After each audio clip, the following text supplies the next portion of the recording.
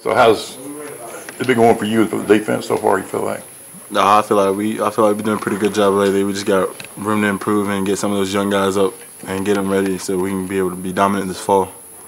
You like being back inside? Oh yeah, I love it. I mean, it takes a special guy to handle double teams, and I mean, I feel like I can compete with that type of caliber inside. We heard the first team defense really got the better of things today. How do you think you guys did? I think the defense we did good because I mean we all have room to improve, and I mean we're not gonna be selective about defense. We all one team. Darryl was crediting the D-line with a lot, and Coach was saying that you guys really stopped the run. Did anybody get any sacks up front? Who's that? Darryl was saying that he had a couple of sacks, but really credited the defensive line, and Coach Malzahn was saying that you guys really stopped the run. Did anybody get any sacks today? Oh yeah, I mean I don't even know because I can't remember anything right now. But I mean, when we go back and see the tape, we'll see it. Derrick, is this a good opportunity for you to step up as a sophomore and be a bigger part of the defense? Oh yeah, I mean definitely. When right now we're trying to get a lot of young guys to come along, so I think guys that have been here and played already, then we got to step it up, take it to the next level, as well as bring those guys with us. Speaking of the new guys, are they still in shock a little bit, getting used to college football, freshmen? Oh yeah, I mean definitely. I mean at this time last year I was completely the same way, but I mean it just takes time, and when you get used to this, everything starts rolling on the ball. How hard was it for you to get used to Coach Garner?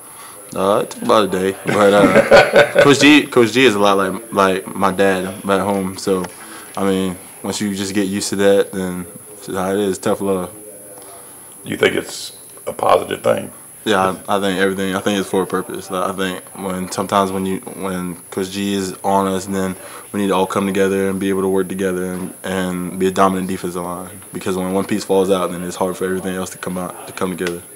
Who was working alongside you today with Marlon and Andrew unable to go? Just who else was out there with you? I'm sure Dontavius was one, but who else was out there with you? Yeah, Dontavius, Jeff Holland, Nick Coe, and Paul James, they were in, and Byron Cowart was in too. Derrick, how'd you do today, and any of your other defensive line teammates do well? I think, I mean, like I say, like I can't remember everything right now, but like I think today was pretty productive. And I mean, we just put a lot of film out there, which is going to be the best thing for us right now, as far as to get positive feedback. Do you feel like you got a little something to prove that you can keep right on going with Montravius and Carl being gone? Oh yeah, I mean, all we can do is be the best that we can be right now. So I mean, we understand that the level of play, like Auburn's defense, is set to a certain standard, and we got to go there. So that's what we're doing right now. How did you think the freshman defensive linemen did today in their first scrimmage, that first experience? I mean, I think the first scrimmage, that's just always learning. That's a learning experience. Coach Garner was talking about how you've kind of taken more ownership already as a sophomore. Just what kind of went into that? I mean, how do you feel about it, like taking ownership and being a leader already?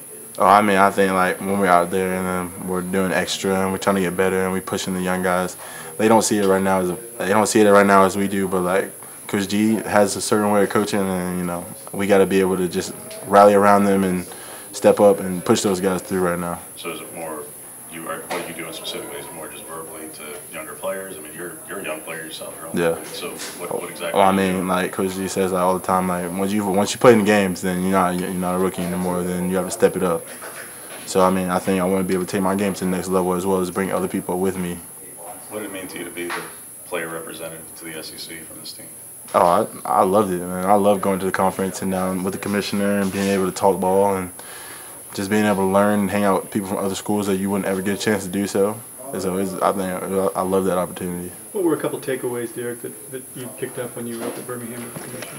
I mean, there's a lot of things that we learned, like a lot of rules and everything, because sometimes you're not so clear on all the rules. But I think the commissioner sat down, and we had like a 4-hour meeting in the morning with him, and he did a wonderful job of explaining everything to us.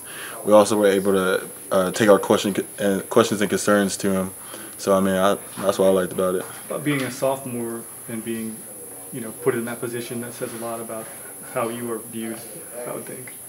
Yeah, I mean, I did a lot of leadership stuff in high school, so I mean, I feel like this just comes right along with it. So I'm not going to step down from the task and just take the task and run with it.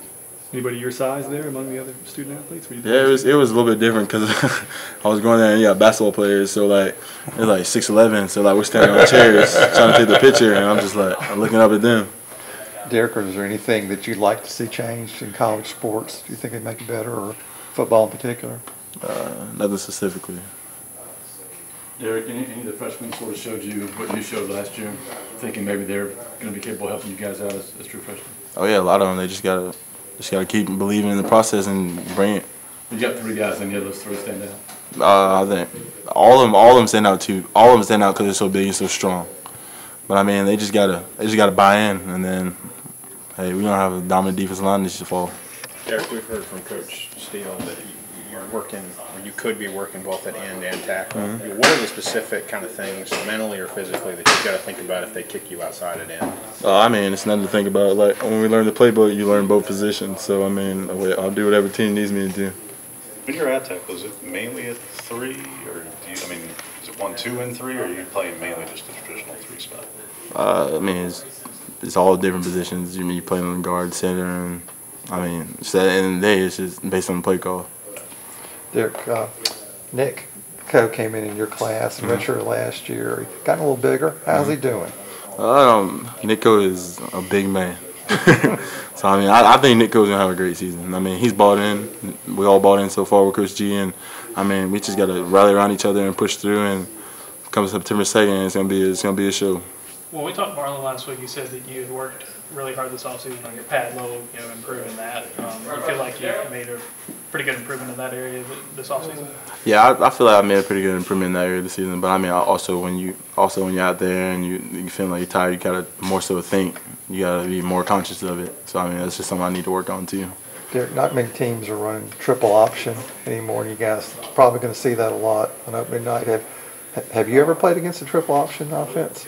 I played against triple option in high school a lot. I mean, that was the one that was 2 teams that beat us in the playoffs. So what's the key to stopping that? Yes, to me, I feel like in high school it was setting the edge. When you set the edge, everything stops. You hear about the quarterback competition. I'm not going to ask you to weigh in on that, but in the scrimmage-like setting, especially when the defensive line is there and you can't really sack them to the ground, is there any trash talk there? Because you can't tackle them, so you can't really touch them. So Yeah. is there just, I would have had you, I did have you, etc. Yeah, I mean, it's just a lot of hard love between offense and defense. Like they know when we get to them that it's a sack, and then we just pull off and we got to run back out. Who's the better trash talk between Sean and Jared? I don't think it necessarily comes from them. I think more so from The line. Yeah. How is the competition between the offensive and defensive line, especially today in a scrimmage situation where it's ones against ones? I would think like I'd say honestly it's a love-hate relationship basically, because like in practice we're gonna get after each other, in scrimmage we're gonna get after each other, but then like when we get back, like it's all love. We can go hang out together. Have you had a chance to go one-on-one in practice with Calvin Ashley? No. How's he doing? Pretty good. I mean, everybody's just working their way into everything right now. So. What about Wilson Bell or Casey Dunn, the new grad transfer? Yeah, I went against both of them. I mean, very stout. What Wilson specifically, just because he's literally the biggest person on this team. He's a very big man. That is true. So what is it when you're one of the bigger defensive linemen and he's the biggest guy? What is that matchup like? What is the challenge of facing something like that? I mean, you gotta be strong. At the end of the day, it's you or him that's gonna win. So I mean, you gotta take that into account and go with it. Derrick, you mentioned earlier about Coach G. Some guys have a hard time with him. You said you didn't because of the way you grew up with your family, the way your dad was.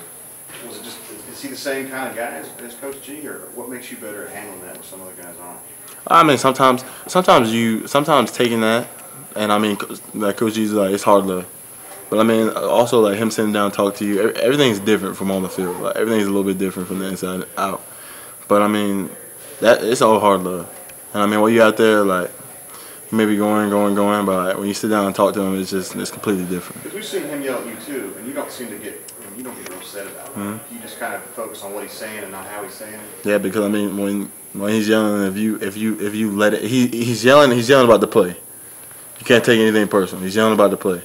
So I mean, so the next play, you can't hold on to that because you need to go to the next play and you need to play it out.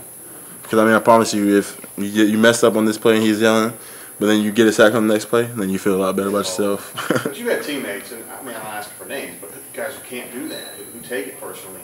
You just kind of put an arm around them and try to talk some sense into them, like, hey, man, don't just kill it.